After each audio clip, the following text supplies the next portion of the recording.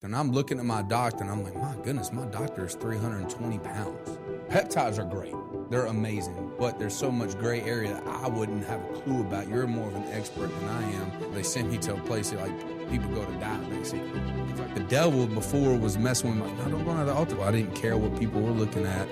I went down to the altar and I gave my life to Christ and I was crying like a baby. I hear people all the time say, hey, I've had this peptide in here for 5 weeks. Does it lose its potency? Tell me about your tattoos. This is a great story. Building the foundation of trust is the whole key of everything. Once we lay that foundation down, growth will happen because our foundation is true. Built upon a rock is what we say.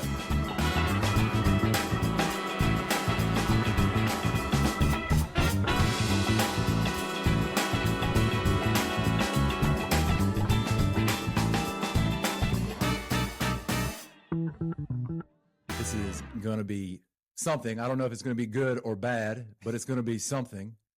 Today with me, I have new HollyFit coach, Sam Greiner, Charlotte legend. Oh, a legend is a stretch. Coach G. Now, they say that way in Sandlot, heroes you remember, legends never die. So I hope you're telling the truth. So that's going to be great. I would love to be legendary, but far from it right now. I won't argue with that. Me and Sam met, actually, you could probably tell. We have a mutual friend who is our tattoo artist, one of the best. Shout out Skinny, Made to Last Tattoos. Mm-hmm.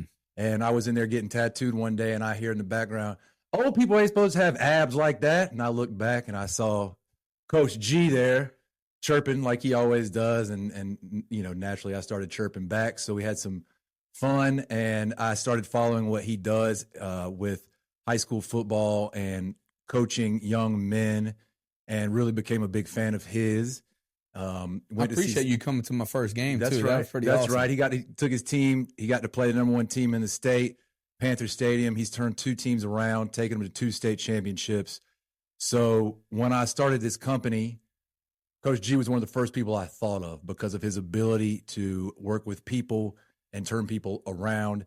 So I'm going to teach him up, coach him up on the peptides, and Dr. Harrington is going to work with him on some of the medical stuff. Clearly he's in shape and he's very into fitness. He's been, he teaches fitness at his high school as well.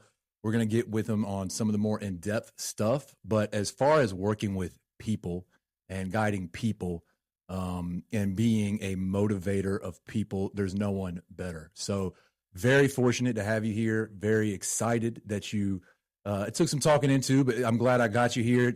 Coach G has 100,000 Instagram followers. I have 150 Instagram followers. So he can certainly work with me on how to get you guys listening a little bit more, hopefully. Well, see, like, let me clarify. It could be haters, but still it's okay. It's okay. Yeah, that's it. It's that's all right. All good publicity. They're still there. All publicity is good publicity. That's right. No doubt. There you go. So tell me, because just in speaking with you, Mm-hmm. right?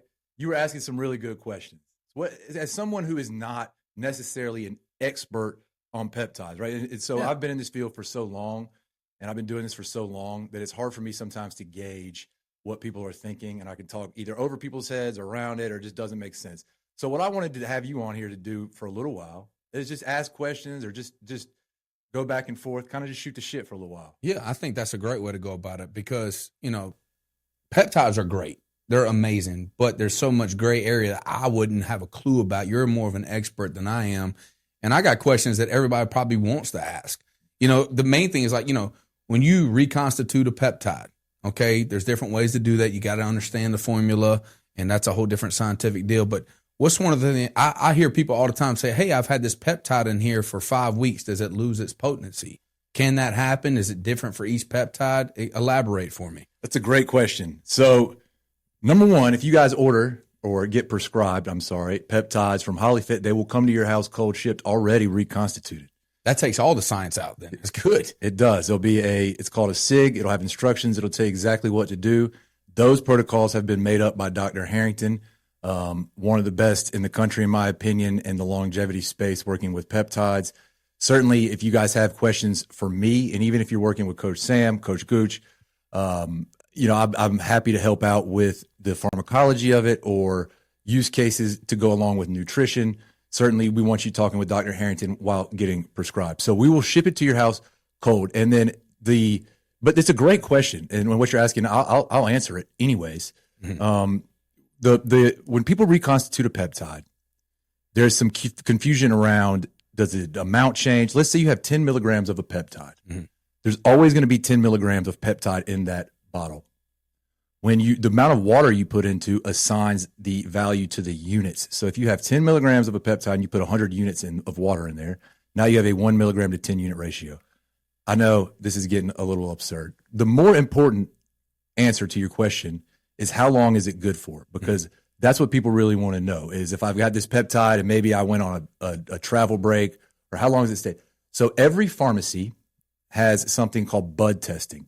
And what that is basically an expiration date, same way you get it on food or anything like that. And a lot of them, some of them are 30 days, 60 days, 90 days. And when you buy it from a legitimate source, it will come with an expiration date. And so it'll come already explained. So when you come to HollyFit, you're going to get a peptide that is already mixed for you, and it's going to come with an expiration date. It takes all of the guesswork out of it. That's great. I think that's exactly what you need. One thing I like about the doctor aspect is because even though you're an expert and you've been doing peptides forever, having Dr. Harrington involved in this is amazing. The one problem I have, like in questions, how much can you trust doctors? Have you ever gone into, say, a setting? And I'm talking to my doctor, and I'm looking at my doctor, and I'm like, my goodness, my doctor is 320 pounds. Okay, he might be smart, but does he even believe in what he's saying? Because I want a doctor that looks good and may be involved in peptides or whatnot. I looked at Dr. Harrington, I'm like, this guy's pretty fit. Yep. I would love to know, is Dr. Harrington involved in peptides as well, in hormone therapy too? Yeah, of course, absolutely. I wouldn't have brought him on if he wasn't. And what you're talking about, and I want to be very clear, I am very pro-doctor. I was never wanting to be a coach. It's not something I wanted to do. I had a hard time finding a doctor that I didn't have that problem with. Yeah. That I looked at and thought took care of themselves like I take care of myself. Mm-hmm. And I'm sure you see it in coaching, right? You're not going to trust somebody who is not practicing what they preach. Mm-hmm. So that's why I brought Dr. Harrington on, someone who clearly does. So I went to doctor after doctor. I wanted to talk to them about peptides, and no one would. And I understand why. Certainly I do. But there are doctors who don't want to evolve with the science. It's a lot. It's a lot, especially when they're seeing patients all day, every day, nonstop. And now we're going to ask them to go home and study the new science. It can be a heavy burden. But the ones who are really, really good do evolve with the science. Dr. Harrington is a really good doctor who has evolved with the science. And not only that, he wants to know it personally, right? Because he's interested in staying as fit as possible as we age. And I tell people this all the time. The best way to get somebody selling peptides is to have them take it. Is to have them take peptides, because it will change your life, and there are very positive benefits of peptides. So one of the reasons I started this company was to help people do it the right way. Physician-guided peptide use, physician-guided hormones, and then coach nutritionist-guided nutrition, build the foundation. Right? We need to talk to people about their sleep, about their nutrition, about their workout protocols, as well as their hormones, as well as peptides. All of it paints the picture together, and when you get all of that together, now you have the ability to live a long, happy, healthy life. I totally agree. That's why I wanted to be a part of this, because it's the first one that I've seen, someone that I trust, someone that has tattoos, maybe not quite as good-looking tattoos as myself, have a little bit more purpose. But I tell you what, this is the first one that I've seen. I've seen different companies out there, but really want to tack into every aspect for overall health. I think it's pretty awesome. Tell me about your tattoos. This is a great story. So everything on my body is biblically related. And you joke around with me all the time about, like, I'm gonna make it to the pearly gates one day, and Jesus is gonna look at me like, dude, it's a little weird, man. It's a lot. Might not let me in, you're saying? But yeah. I got to be connected with him, man. I'm one. You are. Right? You are connected. You are connected. No doubt. But you got like pirate ships. Like, you think you're Popeye. So what's the difference? It's a pirate's life for me. It's no doubt. All day, every day. Good stuff. So tell me a little bit about your faith. In all seriousness, Yeah. You said everything on your body is biblically related. Mhm. Does that make you angry that you don't have a better body? Well, that's a great point. Compared to you, you look like a small child now. Like you got to be, like the old hair club for men. You're also a product, So we have hair products. Yeah, right. That's good. I mean, we went to the gym today. It was pretty cool to see. I mean, you're still strong, but you're 6'2" roughly, and you're 167 pounds right now. Mm-hmm. It got a little depressing because you're wearing medium now, and you were wearing extra large. Because I got some of your gear. It was pretty nice that you gave it to me. But we went from extra large to medium because you're trying to start this company. Make sure you're still taking care of yourself, big dog. That's all I'm saying. Love you, brother. I asked you about your faith. I know. I'm going to get to that. I want to get to the faith, but I'm just worried about you real quick. Okay. I'm worried about you. You are so focused on hating on me that you forgot your Lord and Savior. No, never forget. It's ingrained into me. So, cool story. I am dating a girl in high school. I go to Central Church of God. My dad was really big in the Lutheran church. That's more of a Catholic-based type deal where it's like, let us pray to the Lord. It's all reciting and things like that. And I knew there was a God, but I never had a personal relationship. And so when I get to be 16 years old, I'll never forget, I'm driving in the car. It's like the third Sunday in a row. I'm going with my girlfriend at the time in high school. Her name was Sadani. And Dad always had the rearview mirror up on me. And I'm like, dude, man, I'm like trying to sit. What was her name? Sadani. It was, yeah, Sadani. Great person. With Pocahontas? No, yeah. I had a couple of those made-up girlfriends. Yeah, we used to ride around in high school too. Oh my goodness! So they take me to Central Church of God, where I still go today, and this is the coolest thing that I can ever witness for myself.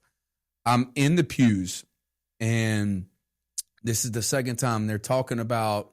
The last Sunday I was there, they were talking about, come down to the altar if you have questions, if you want to change your life, if you want to give yourself to Christ. And all I could think about was like, this guy that's got the rear view mirror, her dad's got this rear view mirror on me all the time. Like, he's going to think like I'm a bad person, but I got to go there and get saved. He's like, why wasn't he saved before? All these questions are in my head. The following Sunday, the music's unbelievable. And I see a 12-year-old, 11-year-old type girl, younger than me, obviously, and I see an older woman next to her, two people over, probably 65, 70 years old range, and they both had tears running down their eyes. And I realized what they had, I didn't have. Literally coming down there singing songs. They didn't care about anybody else looking. They're not trying to bring attention to themselves, but I glanced over, and I saw two people have something I didn't have. And I don't feel like I was saved at that time. And I wanted what they had. And I remember at the end of that service, it was like the devil before was messing with me, like, no, don't go to the altar to worry about what do you think Dad's going to think if you go down to the altar? And I remember when they made the altar call, there was only one person that went down that day, and that church has got 5,000 people. It's a lot of people. I didn't care what people were looking at. I went down to the altar, and I gave my life to Christ, and I was crying like a baby. Changed my life.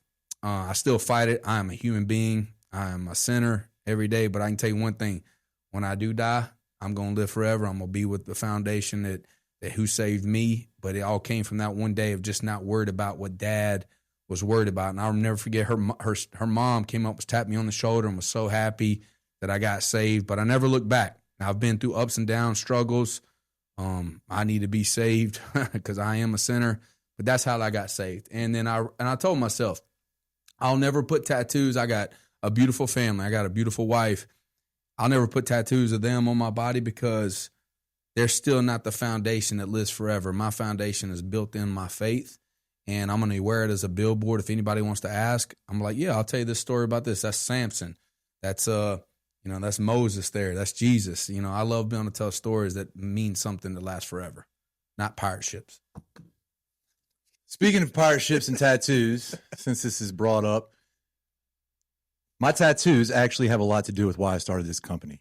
And if you're looking at my arm, what you'll see is pictures of my mother who died from cancer. Mm. Oh, that's a good one. All right, don't hit me with the sentimental stuff, all right? But in all seriousness, if you guys look at this tattoo is a picture of my wife holding a picture of my mother at my wedding. This is a picture of my mother and me. My first New Year's date, and then I got married on New Year's Eve, which is my wife here. A picture of that. That is really cool. I do have a leg sleeve of Pirates as well. He is right, but just so you guys know, I do also have some meaning to these tattoos. You see the cancer ribbon there. Me and my wife getting married with our two pups who we both had when we got married. So there's a little bit of meaning to my tattoos. I do like them. I pick on you, but they look amazing, and they're all personable. On my chest, I have two wolves with a young pup wolf with a young girl and an older wolf with an older girl. And that symbolizes the love between humans and animals and how the wolf was taking care of the young girl when he could, and that the young girl was taking care of the older wolf when the wolf was about to die. And I got that idea from watching my wife take care of our dogs from being puppies till the time they died of cancer. And that really touched me. So that's what I have on my heart, because it was the coolest thing I've ever watched. And the most important and impactful thing to me was seeing that relationship and how humans and animals are able to take care of each other. And I hope, relating this back to HollyFit, that I'm able to have somewhat of that impact on the people that we work with, not even in a weight loss way or a hormones way, but in a showing up way. I just always want to show up for our clients. I hope that no matter how big we get, that we are always of the people and never above the people. I hope that as the CEO of this company in 20 years, and we're worth $1 billion, that a brand new client can call me and tell me that their parent is in the hospital and I want to show up. That is what I care about. And I think that's why I brought you here. That's why I brought you on, because you have told the story about Raheem and just showing up. And I think that's probably the most important thing we can do as coaches, as people, as leaders, as friends, any of it. Yeah. And that's one of the most things that attracted to me about you. I mean, you really do. Like, we bust each other's balls. We joke around, but you care, dude. I mean, there's no faking that. All right. You really do. It's passionate. And it's very rare to find people like yourself that care about humans and care about animals as much as you. Got a heart of gold, dude. Really do. I mean, it's pretty special to see. And I can see why you put so much passion in this. And I wanted to be a part of this. I mean, listen, I'm stretched for time. And I was like, you know what? I believe in what you're doing. And I'm happy to be a part of this. I really am. Thanks for inviting me to it. Seriously. Awesome. Well, guys, look, if you want to work with Coach G, please go to GoHollyFit.com. Check us out. Let us help you out. Let us help you get that weight off. Whether we're running a special right now too. Ladies, anybody who has recently been engaged, we want to get you fit. 3 free months of coaching for anyone who can prove they've been engaged. We will coach you for absolutely free, as long as you let us document it, because we're going to get you in the best shape of your life to walk down the aisle. We don't want celebrities. We don't want any of that. What we want to see is you walk down the aisle looking better than you ever have. Come get your free nutrition plan, free coaching. I'll work with you. It's $750 a month to hire me. I'm going to do it for free for 3 months. Anybody who's been recently engaged. So take advantage of that, because I promise you it ain't going to happen again. The only bad thing about that is you're going to have to pay for alterations, because they're going to change. Now, you got to think about this. Whatever dress that we're getting, let's make sure we have a good. So if I was y'all, I'd hop on it, because we can get you ready before you even get that dress. No, you're right. You got to pay for alterations. Yeah. Save the money on coaching and put it towards alterations. That's right. That's right. But it'll be worth it. All right, we got Coach G here, Coach Greiner, Sam, the man himself. Sam, renowned for coaching, turning around high school football teams. Harding, where else? West Charlotte. Mm-hmm. You went in there, so what, just started whipping people into shape? Not that simple. It's more, it's really about what we're trying to do here is building relationships. You got to have a foundation to be able to build. And I think, starting at Harding, that was my first head coaching job. I kind of got forced into that situation. I was a defense coordinator at Vance. Now it's called Chambers. At that time, I got displaced. So, I started a family. I had my second child. My daughters are, 1-2 at the time. And I had to tell, Vance at the time, I was like, look, guys, I got to take a step back from being a coordinator. I'm putting too much time. My wife works retail. I got to get this dad thing right. I'm helping out all these other people, but I'm not helping out my own family. All right, family man. All right. Yep. And so when that happened, I got displaced to Harding, and it was considered the worst school in Charlotte at the time.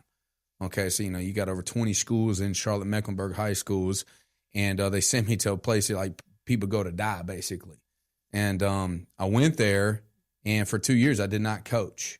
I was an assistant at Olympic, one of my former head coaches when I was at Butler High School. When I played, he begged me. He's like, look, you got to come here. And I was like, look, I told him the same thing. I can't do it. I don't have the time to coach. And he said, no, you can be here 2 days a week and you can be here on game days, but I need you to help transition us with this defense coordinator. So I went there, and I'll never forget. This is where the moment happened for me where I had a heart for people, and it really touched me, is that every day I'm teaching these kids in health and PE and weightlifting, all right? So basically I had 2 classes, and I had one weightlifting, or had 2 weightlifting classes and one health and PE where we did basketball, all the sports and related stuff. But here's the key factor. They asked me to coach football at Harding, but I told them I couldn't. But I was an assistant in an opposing team in the conference, and we ended up beating Harding probably by 60 points. But I'll never forget going down the line. This is like 2014, okay? Going down the line, shaking hands after we beat the team, and I'm seeing the kids that I see every day in the school, and they basically are looking at me like, we're not good enough for you. You see me every day in class. And they didn't say it, but I could sense it, and it broke me up inside. Principal comes to me in the spring. He says, you're going to be our head football coach. And I told him it can't be done here. And he says, yeah, it's going to be done. John Floyd was his name, great guy. And he said, you're going to be our head football coach. And I told him, I said, look, it can't be done. He's like, what does it got to take? That's where it changed me in a way where he said, I don't care whatever I have to do as a principal. I see how the kids relate with you. I see how these students relate with you on a daily basis. What can we do to make football programs successful? And I said, it's going to take at least $20,000. We got to make them be able to put on a T-shirt, just like we're trying to build this foundation here. And I think that was the key. So, the old story goes like they were 1-9. They lost to Garinger, one of the worst teams. And so we go 1-10 the first year. I've told that story many, many times. But we weren't getting beat by 50 points anymore. We laid a foundation down. And the rest was history right after that, and I can get into that later. But building the foundation of trust is the whole key of everything. Just like what we're doing here. Okay, once we lay that foundation down, growth will happen because our foundation is true. Built upon a rock is what we say. I love it. All right, so everybody's family at some point is what we're saying. I mean, like even the kids, the heartbroken kids look at you like, what are you doing? You're on the other side, and you yeah, it's brutal. Tore me up. Yeah. Tore me up. I mean, could you imagine you're going to shake hands, and they're like, they just got whooped, and I'm like, dang, we won a game that I'm coaching the other team feeling good about, but I feel hurt. I'm like, walking right by shaking hands, I'm like, dang, I wish I wouldn't even came through this line. Oh, that's bittersweet. I know. Oh, it was tough. But it opened my eyes to say, like, you got to believe in yourself. Just like, Coach Gooch, Coach, like everybody that's going to be a part of this, we have a belief that we can bring something to the table to help others. If you don't have that inside, get out of the business. We're here to help people. If it was in high school helping out football teams, if it's health, wellness, you're being a doctor, saving lives. Yep. If you don't have a heart for this, get out of it. Yeah, I agree. Talk to me about this. What's up with this Murphy story? Oh, that's a great story. So, transitioning to year 2 as a head coach at Harding, there was a kid the first year. So we're going into the summer. There's a kid named Brahim Murphy, probably the most intelligent kid I had at practice. He was a safety, very small, probably weighed 112 pounds, 113 pounds, real small. But you tell him one thing about an assignment, he's never going to forget it. He was like a quarterback on the defense at the time. But we come into the summer, Goldstein was our athletic director at the time. She comes to me with a group of like 7 or 8 people because I didn't understand how everything worked, where this kid's going to be ineligible if you miss this many days, whatever. I started learning that as the head coach going into my first year. So I get labeled. It says Brahim Murphy's ineligible. I'm thinking to myself, like, he's one of the most intelligent kids I have on my team. How is he ineligible? So I go through the season. Like I said, we go 1-10, but we're building the foundation. We start winter workouts in my class. So I have weightlifting first block, Brahim Murphy's in my first block class. He showed up to my class every single day, 30 to 40 minutes late. But when he got there, he busted his tail and finished the workout. So it wasn't like he was making excuses. He'd always say, I'm sorry, sir. I'm sorry, sir. Well, we would work out there, and then after school, we would do winter workouts. You know, you start, because there's some kids that don't have the strength and training class. So you got to get that workout in. You want to build that team unity, because in a class, you might have 12 athletes. Then all of a sudden, the other 20 are just, students that are not playing any sports. They just want strength training, okay? Well, come to find out, after workouts after school, Brahim Murphy asked me, he said, hey, coach, will you drop me off here? Would you drop me off there? Hey, can you take me to work? Once I realized a few weeks into it, I never took Brahim to the same place twice. Never. I never okay. So I was like, yo, Brahim, where do you live? And he just always had a big smile on his face. Oh, coach, I'm going here. I'm going to stay with my older sister here. We're going to go here. And I'm just thinking to myself, I'm like, dude. So I go back to my office, and this is where it was a big game changer in my life. My daughters are 2 and 3 at the time. Newlywed with my wife. We've been married for roughly 4 years. And I have to come to a point where I'm trying to build a foundation to a point where we can sustain and change this program. This program's been dead for 30 years. They haven't had a winning season, but maybe twice in 30 years. Pretty brutal. But I'm going to a kid that's not 6'7". Everybody's like, oh, it's the blind side. I take in a 6'7" kid all day long to come stay with me. This kid's, 5'7", 112, 113 pounds, but he had a heart of gold. And I said, Brahim, how about you come eat dinner with us tonight? And I told my wife, I said, look, I really want to invite this kid over for dinner. And she's like, yeah, bring him over. Now, my wife at the time, mind you, Connie, as sweet as she can be, and I can tell you a little bit of background of her that's pretty special when it comes down to it about the Brahim situation. But here's the deal. My wife didn't know that my intentions were, this kid's, I plan on keeping him here. I didn't tell her that, but I knew her heart's so passionate and beautiful as well that he would grow on her just like he did me. So he comes in, eats dinner, and I'll never forget, he throws up that night because, he doesn't understand. The young people always think they understand nutrition. They think they can eat. I'm like, boy, you don't eat. I think it's half the world to this point. 100%. They don't know how to eat. They don't know nutrition. I'm here to help you, buddy. And he's like, I can't gain no weight. I know you can't gain no weight. You don't eat enough. So I made him, we eat spaghetti, and then I make him eat a protein shake before he goes to bed, and I can hear him throwing up in the bathroom later on. It was a funny story. But I'll never forget, after we leave school, and he says, hey, coach, is it okay if I go home with you again? And he never left. So you fast forward, Brahim, we never officially adopted him. That's my son. He never left. He still comes home to us now. Fast forward, greatness came from it. We finally have a winning record. We go to the playoffs for the first time. He takes over as quarterback, never played quarterback a day in his life, but he's a leader, all right? Sees something in people, just like we're trying to do here. People have passion to get better. It's our job as coaches and as doctors to do everything we can to build someone up from a foundation where they can grow and take it off on their own. Brahim had that built into him. Nobody in his family ever went to college. Guess where he graduated from? West Point. So he went from being ineligible to play football. I'm assuming GPA. Everything Yes. suffered. Mm-hmm. And absences. And absences, right? Home life is what it was. And this is crazy thing. So guess what?